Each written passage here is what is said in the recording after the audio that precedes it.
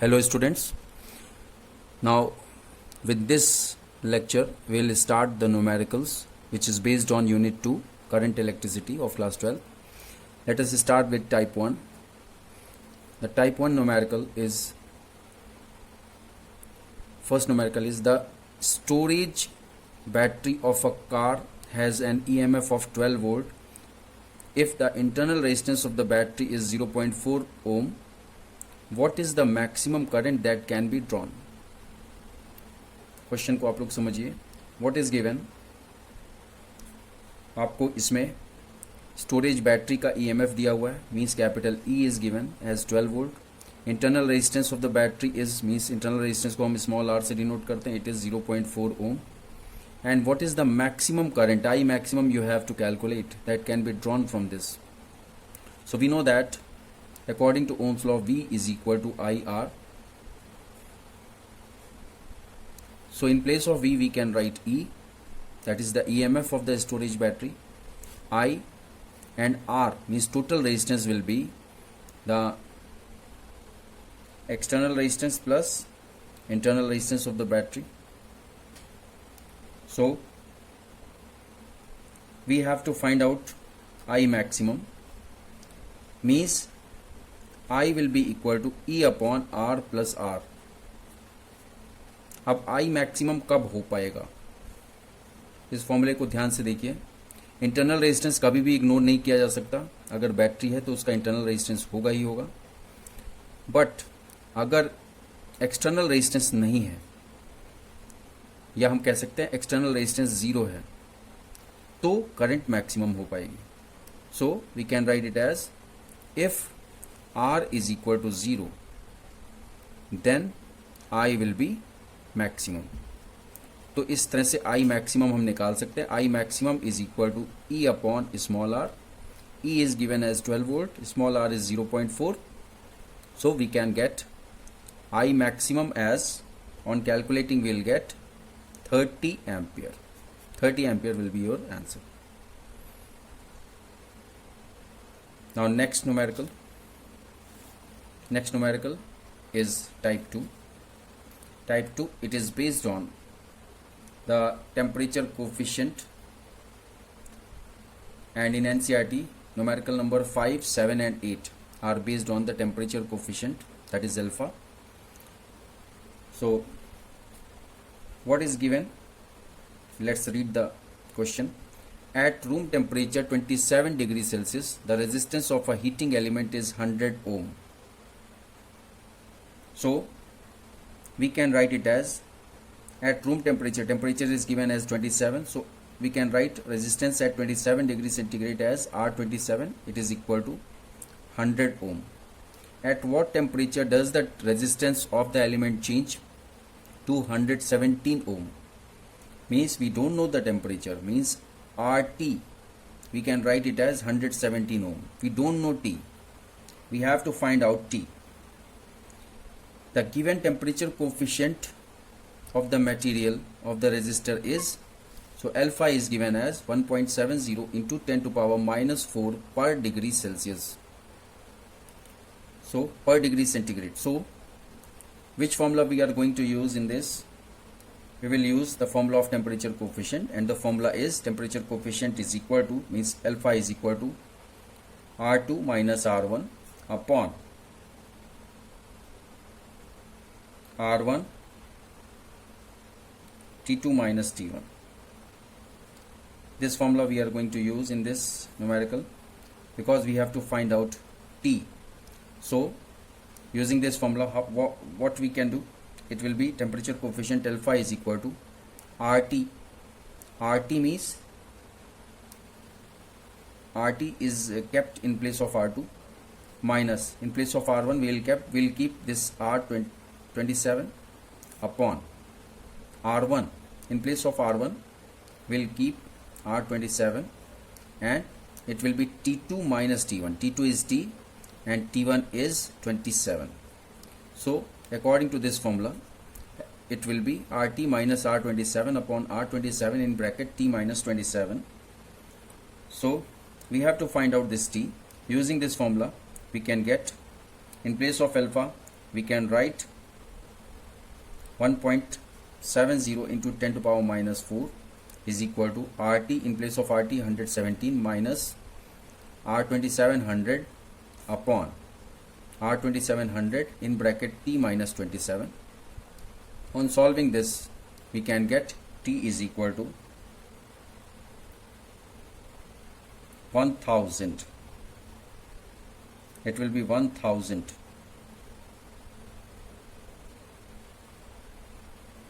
degree Celsius.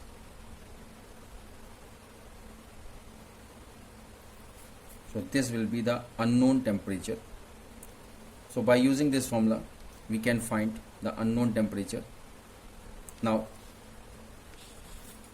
next numerical, it is based on the application of Kirchhoff law. The circuit diagram is given in the question, and the question is determine the current in each branch of the network shown in figure. So this figure is given. There is a battery of 10 volt, and you know that the current starts from the positive terminal of the battery. It will move towards 10 ohm resistance, and through this 10 ohm resistance the current moves to a junction A, and where there will be two paths in this circuit. The current in the first path is indicated by I1. The current in the second path is indicated by I2. This I1 goes in the arm AB, and again there will be another junction at B. The I1 is distributed in the form of I3 and I1 minus I3.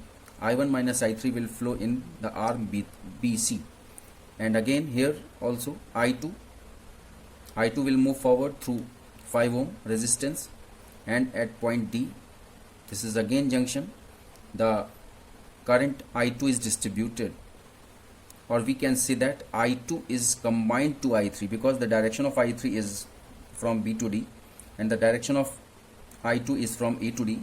So these two currents are moving to the same junction, so they will be added. So that's why in the diagram it is given that I2 plus I3 will flow in this arm in the direction D to C, and again the current from B to C and the current from D to C will be added together at junction C, and finally the current I moves to the negative terminal of the battery. So this is the question, and you have to find out the current in each branch of the network. How we can find this current in each branch of the network? So by using Kirchhoff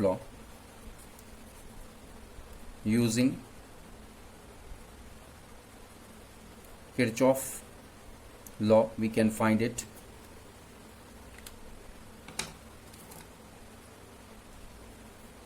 Suppose according to Kirchhoff law, what is the rule? We have to consider the mesh or closed circuit. Suppose we have to apply Kirchhoff law in mesh ABDA. This is ABDA. इसको भूल जाइए, इधर वाले को भूल जाइए, नीचे वाले सर्किट को भूल जाइए, केवल ABDA का मतलब कि आपको केवल इसको याद रखना है, केवल सर्किट में कि केवल यही चीज है, ABDA. It means the direction ABDA. अगर हम बोलें तो ऐसे भी बोल सकते हैं, या हम क्लॉकवाइज डायरेक्शन भी बोल सकते हैं. अब यहाँ पे क्लॉकवाइज करंट फ्लो हो रही है, ऐसा हम एज्यूम कर रहे हैं. This is the direction of travelling of the current. Now on applying this Kirchhoff law in this mesh, इसका 10 ओम रेजिस्टेंस है, इसका 5 ओम है, और यहाँ पे भी 5 ओम है. अब देखिए क्या हो रहा है, यहाँ पे करंट I1 है, यहाँ पे करंट कौन सी मूव कर रही थी, I3 जो हमने एज्यूम किया था, और यहाँ पे I2. तो AB में I1 करंट है, BD में I3 है, और AD में I2 है. तो हम इसमें किरचॉफ लॉ लगाएंगे. यहाँ से आप स्टार्ट कर रहे हैं A से B. A से B में देखो I1 किस में फ्लो कर रही है, 10 ओम में. इसका मतलब according to the direction rule it will be -10 I1. उसके बाद ये करंट यहाँ पे B to D में करंट मूव कर रही है, करंट फ्लो कर रही है I3, और रेजिस्टेंस है 5 ओम. So it will be -5 I3, and again अब करंट जो है, जो ट्रैवलिंग की डायरेक्शन क्लॉकवाइज हमने ली हुई है, तो हम यहाँ पे क्योंकि एक्चुअल करंट के अगेंस्ट ये जा रही है तो इसलिए +5I2 इक्वल टू 0। अब यहाँ पे क्लॉकवाइज डायरेक्शन और करंट की डायरेक्शन सेम है तो इसलिए यहाँ पे माइनस, यहाँ पे भी सेम है तो यहाँ पे माइनस, बट यहाँ पे डिफरेंट है, ये दोनों एक दूसरे के अपोज कर रहे हैं, that's why it is plus equal to 0। तो इस तरह से जब हम इसको सॉल्व करते हैं 5 कैंसिल हो जाएगा और यहाँ पे 10 की जगह हम 2 लिख सकते हैं, तो ऐसे आ सकता है 2I1 minus I2 plus I3 equal to 0। Suppose ये आपको फर्स्ट इक्वेशन हुआ। उसके बाद applying Kirchhoff law in mesh BCDB, इसमें भी क्लॉकवाइज है direction of travelling of the current. तो अब क्या करेंगे, BCDB को आप इमेजिन कीजिए, BCDB अब यहाँ से B से C में जो करंट जा रही है I1 माइनस I3, तो क्या हो जाएगा, और डायरेक्शन ऑफ ट्रैवलिंग भी क्लॉकवाइज है, इसका मतलब दोनों करंट की डायरेक्शन सेम हो गई। It means it will B minus I1 minus I3 into resistance कौन सा है 5 ओम। उसके बाद यहाँ पे देखिए, यहाँ पे ऑपोजिशन हो रहा है, डायरेक्शन ऑफ ट्रैवलिंग क्लॉकवाइज है बट यहाँ पे करंट जो फ्लो हो रही है वो D to C फ्लो हो रही है, इसलिए यहाँ पे plus I2 plus I3 into 10 ओम। और यहाँ पे देखो, यहाँ पे भी अगेंस्ट जा रहा है, current flow B to D है लेकिन हमारी ट्रैवलिंग की डायरेक्शन क्लॉकवाइज है, तो यहाँ पे भी plus I3 into 5 equal to 0। अब जब हम इसको सॉल्व करेंगे तो फाइनली हमारी इक्वेशन आ जाएगी I1 minus 2I2 minus 4I3 equal to 0। ये आपकी सेकेंड इक्वेशन आ गई। इस तरह से हमारे पास दो इक्वेशन आ गई। पहली इक्वेशन जो आई है वो ABDA मैश की वजह से आई है, दूसरी इक्वेशन जो आई है वो हमारी BCDB मैश की वजह से आई है। अब ये इक्वेशंस हम क्यों बनाते जा रहे हैं, क्योंकि हमको I1 I2 I3 कैलकुलेट करना है। क्यों कैलकुलेट करना है, क्योंकि हमको हर ब्रांच में करंट को पूछा जा रहा है क्वेश्चन में कि हर ब्रांच में आप करंट बताइए, determine the current in each branch of the network. तो इसलिए I1 I2 I3 हम कैलकुलेट जब तक नहीं करेंगे तब तक हम सारी ब्रांच में हम करंट बता ही नहीं सकते। तो अब नेक्स्ट, ये तो 2 हो गया आपका। अब तीसरा हम क्या ले सकते हैं, तीसरा मैश हम ले सकते हैं, तीसरा मैश हम लेंगे applying Kirchhoff law in mesh. वो मैश होगी ADCEFA, ADCEFA, ADCEFA। अब इतने को भूल जाइए, ADCEFA। अब इसको हम कैसे, हम मान लो हम इसको ड्रॉ करके ही समझाएंगे तो आपको ज़्यादा अच्छे से समझ में आएगा। ये है, ये आपका A है, ये D, ये C, ये E, ये F, ठीक है। अब देखो तो मैश आपकी है ADCEFA। करंट्स आप देखो, करंट्स और रेजिस्टेंस देखिए, यहाँ पे 5 ओम है, 5 ओम, यहाँ पे 10 ओम और ये आपका 10 ओम है। और यहाँ पे इस मैश में, बाकी की दोनों मैश और ये तीसरी मैश में डिफरेंस क्या है कि इन दोनों मैश में बैटरी नहीं थी। हमने ये मैश लिया था पहला, इसमें भी कोई बैटरी नहीं थी, ये मैश लिया, इसमें भी कोई बैटरी नहीं थी, लेकिन तीसरी मैश में बैटरी है, ठीक है। ये वाली मैश में बैटरी आ रही है जो कि 10 वोल्ट की है, ये आपको क्वेश्चन में ही दिया हुआ है। अब यहाँ पे हम किरचॉफ लॉ अप्लाई करेंगे, तो कैसे अप्लाई करेंगे, अप्लाई करने के पहले करंट की डायरेक्शन आप यहाँ पे बना लीजिए। This is I2 and the current flowing in D from D to C it is I2 plus I3, I2 plus I3 हो गया। इसमें करंट I फ्लो हो रही है, इसमें करंट I फ्लो हो रही है डायरेक्ट, और यहाँ पे जंक्शन में आकर के तब डिस्ट्रीब्यूट हो रही थी, ठीक है। ये डायग्राम देखिए, हमने ऊपर का ये तीनों इग्नोर कर दिया, ये 10 ओम, ये 5 ओम और ये 5 ओम, ये तीनों इग्नोर कर दिया, क्योंकि हमको केवल अपने जंक्शन से मतलब है, जिस जंक्शन की हम बात कर रहे हैं। तो ADCEFA आपका जंक्शन है, ADCEFA, और ये मैश है और इसकी डायरेक्शन इसी इसके हिसाब से ये होती है ADCEFA। जब हम इसको रीड कर रहे हैं इसका मतलब हमारी रीडिंग किस तरफ हो रही है, क्लॉकवाइज डायरेक्शन में हो रही है। तो अब ये डायरेक्शन ऑफ ट्रैवलिंग हो गया, और डायरेक्शन ऑफ करंट और डायरेक्शन ऑफ ट्रैवलिंग को रिलेट करके ही हम इक्वेशन बनाएंगे। तो इसके हिसाब से अब आप देखो, इसकी डायरेक्शन और इसकी करंट की डायरेक्शन दोनों सेम है। जब इसकी डायरेक्शन और करंट की डायरेक्शन दोनों सेम है, इसका मतलब यहाँ पे क्या हो जाएगा,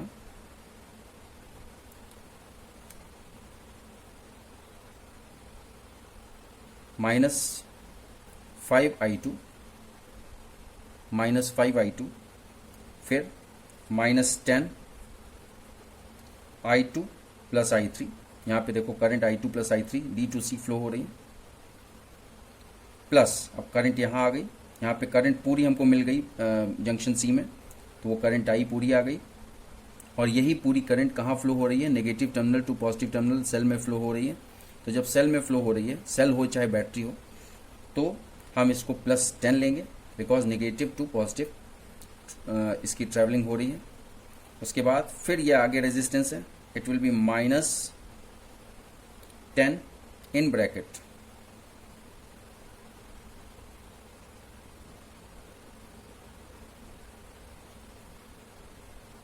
-10 in bracket, it will be I1 plus I2। हम I की जगह I1 plus I2 हम ले रहे हैं। हम 10I भी लिख सकते हैं, लेकिन हमारा पर्पस I को कैलकुलेट करना नहीं है, हमारा पर्पस I1 I2 I3 को कैलकुलेट करना है। तो हम एक चौथा अननोन क्यों लें, तो उसकी जगह हम I की जगह I1 plus I2 हमने ले लिया, क्योंकि हमको ये पता है कि I ही डिस्ट्रीब्यूट हो रही है ना। यहाँ पे क्वेश्चन में भी दिया हुआ है सर्किट डायग्राम में कि I is equal to I1 plus I2। तो हम यहाँ पे I की जगह हम I1 plus I2 लिख सकते हैं इक्वल टू 0। तो जब हम इस इक्वेशन को सॉल्व करेंगे तो हमारी फाइनली इसकी इक्वेशन आ जाएगी, it will be 2I1 plus 5I2 plus 2I3 equal to 2। ये आपकी थर्ड इक्वेशन आ गई। तो ये थर्ड इक्वेशन जो आई है, ये किस मैश की आई है, ADCEFA। अब हमारे पास 3 इक्वेशन है, और चौथी इक्वेशन आपको क्वेश्चन में ही दी हुई है, I is equal to I1 plus I2। क्योंकि I कहीं नहीं आया है तो इसलिए ये यूजलेस है, लेकिन हम ये यूज इसका कहाँ हुआ है, इसका यूज केवल इसी में हुआ है कि हमने 10I की जगह हमने I1 प्लस I2 यूज किया गया। अब ये हमारे पास 3 इक्वेशन आ गई। तो इन 3 इक्वेशन को यूज करके हम I1 I2 I3 आराम से निकाल सकते हैं। तो हम ऐसे लिख सकते हैं, on calculating I1 I2 I3 in bracket using equation number 1 2 3 we get। अब हमारा फाइनल आंसर क्या आना चाहिए, I1 will be equal to 4/17 ampere, I2 will be equal to 6/17 ampere, I3 will be equal to -2/17 ampere. अब क्योंकि each arm बोला गया तो ये भी एक आर्म है, EF भी तो एक आर्म है, तो इसका मतलब I1 और I2 को अगर हम ऐड कर दें तो हमारा I भी आ जाएगा, जो कि हमको इसमें करंट फ्लो पता चल जाएगा कि टोटल करंट सर्किट में कितनी फ्लो हो रही थी। तो I1 प्लस I2 ही वो करंट है जो कि सर्किट में फ्लो हो रही थी। तो जब I1 प्लस I2 करेंगे तो हमारे पास I की वैल्यू आ जाएगी, दैट विल बी, इन दोनों को आप देखो एलसीएम ले लेंगे 17, तो 6 + 4 क्लियर दिख रहा है, इट विल बी 10/17 एम्पियर। तो हमारे पास ये चारों ब्रांचेस की जो करंट है वो आ गई है। ये वाली ब्रांच 1 2 3 4 5 6, चारों नहीं 6 ब्रांच, पूरी 6 ब्रांच की हमारी करंट आ गई। ठीक है, तो हमें बस I1 I2 I3 और I निकाल लिया, इसका मतलब हमारे 6 ब्रांच की करंट आ गई। Now next type is type number 4। type number 4 is in a potentiometer arrangement a cell of EMF 1.25 volt gives a balance point at 35 centimeter length of wire, means balance point हमको 35 centimeter पे मिल जाता है। if the cell is replaced by another cell the balance point shift to 63 centimeter, what is the EMF of second cell। अब आपको अगर theory concept समझ में आया होगा तो ये उसके लिए बहुत आसान है, देखो इसमें क्वेश्चन को आप समझिए कि कैसे क्या हो रहा है। पोटेंशियोमीटर के अरेंजमेंट में अगर हमने एक सेल यूज़ किया जिसका ईएमएफ है, suppose this is E1 1.25 volt, ये आपको दिया हुआ है, और इसका बैलेंस पॉइंट आ रहा है 35 सेंटीमीटर। इसका मतलब हम इसको L1 ले रहे हैं, इट इज़ 35 सेंटीमीटर। मीन्स एक एंड से, लेफ्ट हैंड से जब हम राइट हैंड की तरफ मूव करते हैं तो वो लेंथ का मेजरमेंट होता है, और ये एक ऐसा पॉइंट है जहाँ पे नल पॉइंट आ रहा है, और यहाँ पे इसकी यहाँ से जो डिस्टेंस है वो 35 सेंटीमीटर है। बैलेंस पॉइंट हमको 35 सेंटीमीटर पे मिल रहा है, लेकिन जब बैलेंस पॉइंट 35 सेंटीमीटर पे मिल रहा है उस समय हमारा जो ईएमएफ है सेल का वो E1 है, और E1 क्या है 1.25 वोल्ट। उसके बाद पूछा जा रहा है कि अगर इस सेल को रिप्लेस कर दिया जाए दूसरे सेल से और हमारा बैलेंस पॉइंट आ जाएगा 63 सेंटीमीटर पे शिफ्ट कर गया, मतलब और दूर चला गया, यहाँ 0 से और दूर चला गया। मान लीजिए ये पॉइंट है ऐसा, ये आपका E2 है। E2 मतलब second EMF of the means the EMF of the second battery, और यहाँ से इसका नल पॉइंट जो है हमको मिल रहा है बैलेंस पॉइंट 63 सेंटीमीटर पे। इसका मतलब कि L2 is given as 63 centimetre and we have to find out E2 means what is the EMF of second cell, ये पूछा जा रहा है।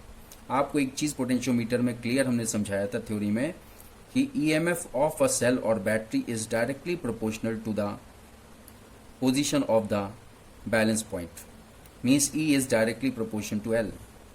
क्वेश्चन बहुत आसान है, यहाँ पे आप डायरेक्टली प्रोपोर्शन टू L है, it means E1 upon E2 we can write it as equal to L1 upon L2। अब आपको E2 फाइंड करना है, तो E2 is equal to E1 L2 upon L1। Values आप इसमें पुट करेंगे तो आपका E2 आ जाएगा। On putting the values we can get 2.25 volt as the EMF of that cell और battery, by using which we are getting the balance point at 63 centimeter. Thank you very much.